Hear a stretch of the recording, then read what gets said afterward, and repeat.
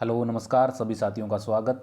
तो आज का हमारा रीजनिंग में टॉपिक रहेगा लॉजिकल वेन डायग्राम। यानी हमने लास्ट क्लास में वेन डायग्राम के जो क्वेश्चन किए थे, लगभग सारे एग्जाम में बार बार रिपीट होने वाले क्वेश्चन थे और सबसे अच्छी ट्रिक के साथ मैंने आपको बताया था। और जो आज का अपना जो टॉपिक है तार्किक वेन आरेख, जिसमें भी बिल्कुल इम्पोर्टेंट प्रश्न हम करने वाले हैं जो लगभग एसएससी और रेलवे के एग्जाम में काफ़ी बार रिपीट हो चुके हैं। तो आज का हमारा फर्स्ट क्वेश्चन देखते हैं। आज का फर्स्ट क्वेश्चन है, उस आकृति की पहचान कीजिए जिस जो मेज, सबसे पहले तो आपको ध्यान में रखना है मेज। मेज किसको बोलते हैं भाई? टेबल को बोलते हैं। किसको बोलते हैं? टेबल को अपन बोलते हैं मेज। इसके बाद में कुर्सी, कुर्सी, कुर्सी किसे बोलते हैं इंग्लिश में? चेयर। इसके बाद में फर्नीचर। लॉजिकल आपके जो वेन डायग्राम है इसमें आपको ये चीज़ देखना है एक दूसरे में संबंध क्या है। क्या चीज़ देखनी है भाई? कि इसमें और दूसरे में जो अपने को क्वेश्चन में बताया जा रहा है उसमें संबंध क्या है। तो अपना पहला सवाल है जिसमें मेज, कुर्सी और फर्नीचर, इन तीनों में आपस में क्या संबंध है, ये आप अगर बता सकते हो तो कमेंट बॉक्स में कमेंट कीजिए, और नहीं बता सकते तो इस वीडियो को लास्ट तक जरूर देखिएगा। बिल्कुल 100% आपको कुछ ना कुछ सीखने के लिए मिलेगा। तो सबसे पहले तो आपको ये पता होना चाहिए, फर्नीचर सब जानते हैं, अपने जो गाँव में या अपने घर में जो भी वस्तुएं यूज होती है, जो टेबल कुर्सी वगैरह, वो किसकी बनी होती है? फर्नीचर की बनी होती है। तो सबसे पहले फर्नीचर किसका बना, कुर्सी किसकी बनी होती है? फर्नीचर की। और मेज भी किससे बनी होती है? फर्नीचर। कहने का मतलब है मेज और कुर्सी दोनों वस्तुएं किससे बनती है? फर्नीचर से। तो इसका अपना जो बी ऑप्शन है वो राइट आंसर हो जाएगा। अब काफ़ी हद तक आपके दिमाग में ये चीज़ चल रही होगी कि बी इसका सही आंसर क्यों हुआ। इसलिए हुआ, मान लो ये पूरा फर्नीचर है, फर्नीचर का गोला है। किसका गोला है भाई? फर्नीचर का गोला है।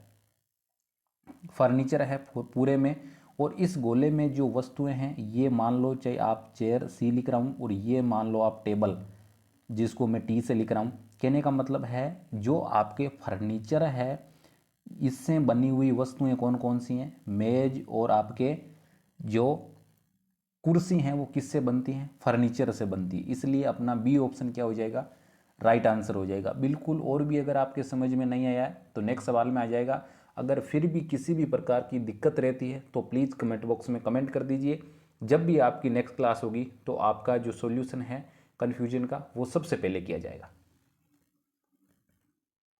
अगला सवाल आपका बिल्कुल पहले सवाल की तरह ही है, दालें, अरहर और मूंग दाल।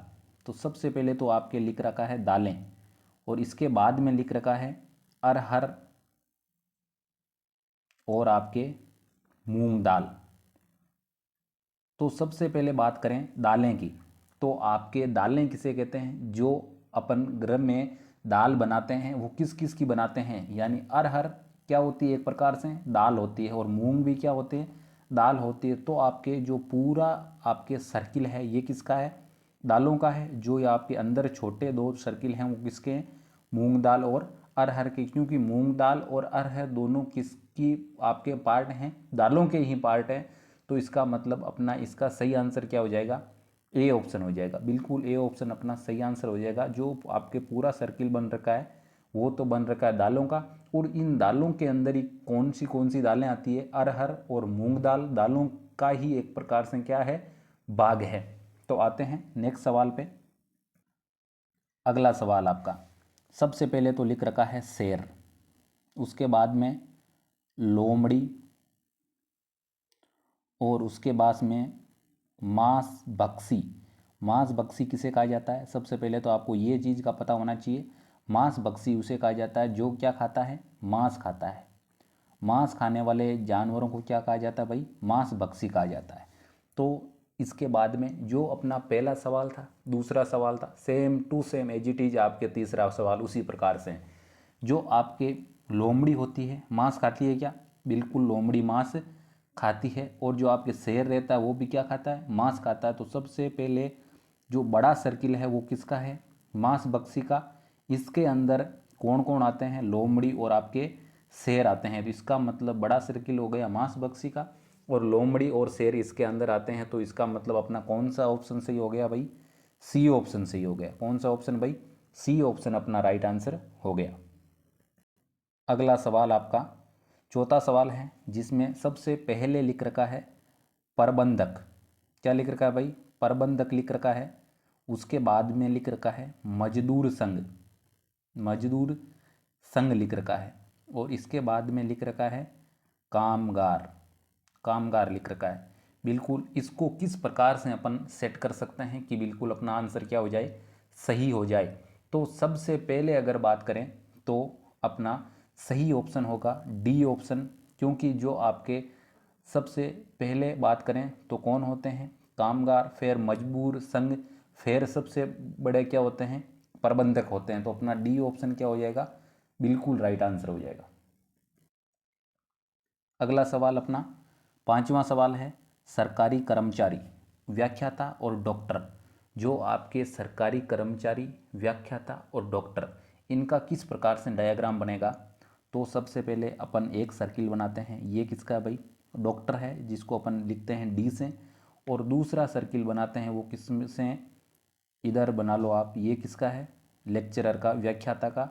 और तीसरा सर्किल अपन बनाते हैं इधर, वो किसका है, वो है आपके गवर्नमेंट सर्वेंट का। जीएस लिख रहा हूँ। बिल्कुल ये आपके इससे क्या प्रदर्शित होता है, जो आपके डॉक्टर होते हैं वो भी क्या होते हैं, आपके एक प्रकार से क्या होते हैं भाई, गवर्नमेंट कर्मचारी होते हैं जो, और आपके जो व्याख्याता होते हैं वो भी क्या होते हैं, सरकारी कर्मचारी होते हैं। क्या होते हैं भाई, सरकारी कर्मचारी होते हैं। तो इसका अपना कौन सा ऑप्शन सही हो जाएगा, डी ऑप्शन सही हो जाएगा। इस प्रकार से आपके तार्किक वेन डायग्राम से संबंधित सवाल थे आज के महत्वपूर्ण 5 सवाल, जिनका सॉल्यूशन हम कर चुके हैं। और भी अगर किसी भी प्रकार की आपके दिक्कत हैं तो कमेंट बॉक्स में ज़रूर कमेंट कीजिए, और अगले जो भी क्लास होगी उसमें सबसे पहले आपका सॉल्यूशन किया जाएगा। और इसके बाद में आपको अगर ये क्लास हेल्पफुल लगी तो अपने साथियों के साथ शेयर जरूर करें। और आपको बता दूं साथियों, पर डे आपके रीजनिंग और मैथ्स की क्लास होती है, और जो लगभग हर कंपटीशन एग्जाम के लिए इम्पोर्टेंट होती है। और हर कंपटीशन एग्जाम में आने वाले जो प्रश्न होते हैं उन्हीं का अपन एनालिसिस करते हैं। तो आपको मैं बता दूं साथियों, बिल्कुल क्लास 100% हेल्पफुल मिलेगी आपको एग्जाम तक।